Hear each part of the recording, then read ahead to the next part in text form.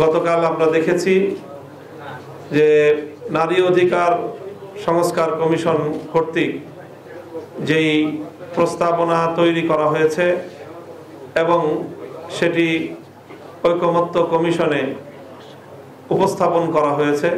প্রধান উপদেষ্টা বরাবর সেটি দাখিল করা হয়েছে। সেখানে অত্যন্ত আপত্তিকরভাবে ধর্মীয় বিধিবিধান, বিশেষ করে ইসলামী উত্তরাধিকার আইন এবং ইসলামিক পারিবারিক আইনকে বাংলাদেশে নারীর প্রতি বৈষম্যের কারণ হিসেবে আখ্যায়িত করা হয়েছে।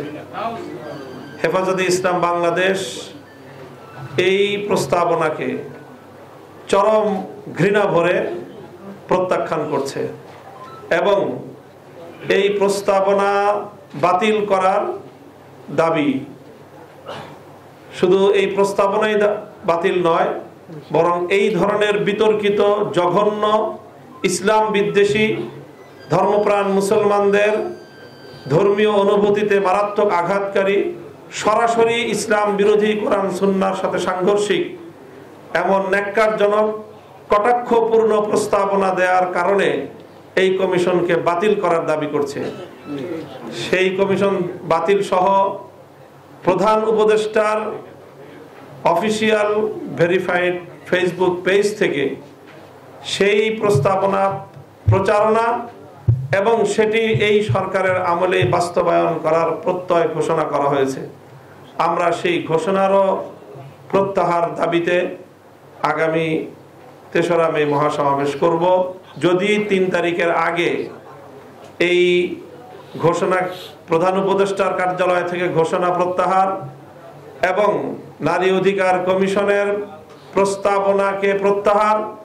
এবং এই ধরনের ধর্মকে কটাক্ষপূর্ণ, ইসলামকে কটাক্ষপূর্ণ এই প্রস্তাবনা দেওয়ার দায়ে এই কমিশনকে যদি বাতিল না করা হয়, পরবর্তী ৩ তারিখের ৩রা মের মহাসমাবেশ থেকে হেফাজতে ইসলাম বাংলাদেশ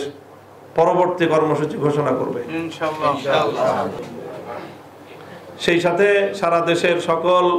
ইমাম এবং খতিবদেরকে আগামী 25শে এপ্রিলের জুমা এবং 2রা মের যে জুমা, সেই জুমার নামাজে, জুমার পূর্ববর্তী খুতবায় এই কোরআনী আইন, উত্তরাধিকার আইন এবং কোরআনী পারিবারিক আইন, এই সকল আইনের যৌক্তিকতা তুলে ধরে এবং এই আইনকে কটাক্ষ করার কারণে এই নারী অধিকার কমিশন এর বিরুদ্ধে জনমত তৈরি করা এবং এই দাবি আদায়ের লক্ষ্যে গোটা বাংলাদেশকে জাগ্রত করার আহ্বান জানিয়ে গোটা বাংলাদেশের সকল মসজিদের ইমাম এবং খতিবদের কাছে উদাত্ত আহ্বান জানাচ্ছে। এরা মোটামুটি আমাদের আজকের এই কার্যনির্বাহী পরিষদের বৈঠকের গুরুত্বপূর্ণ সিদ্ধান্ত সমূহ।